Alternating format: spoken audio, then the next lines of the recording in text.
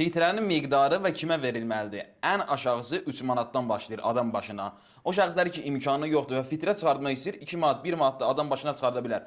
Amma o şəxslər ki, imkanı var və istəyir çox çıxarsın, heç bir eybi yoxdur. Adam başına 5, 10, 20, 50, 100 manat da çıxarda bilərsiniz. Bəs kimə verilməlidir? O şəxs ki, 12 imamın vilayətini qəbul edir, aşkarda günah etmir, narkoman, şərabxor, qumarbaz, bu kimi günahları etmir, cəmiyyətdə fəsad yaymır və vacibatını əməl edir. Məsələn, namaz, oruc, hicab. Baxın, fitrənin qaydası, şərtləri bundan ibarətdir və fitrə vermək orucun qəbul olunmasına səbəbdir. Yəni, orucun qəbul olunmasının səbəblərindən biri də elə fitrəni çıxartmaqdır. Ola bilsin, sədəqə verirsən, hədiyyə verirsən, nəzir verirsən, onlar başqa. Amma fitrənin şərti bundan ibarətdir. Bəziləri istəyir ki, bu fitrə zəkatı ilə il boyu heç nə etməyib, istəyir bununla bütün kasıbları, yetim yesirləri doyuzdursun. Amma bunun qaydası, şərti bundan ibarətdir.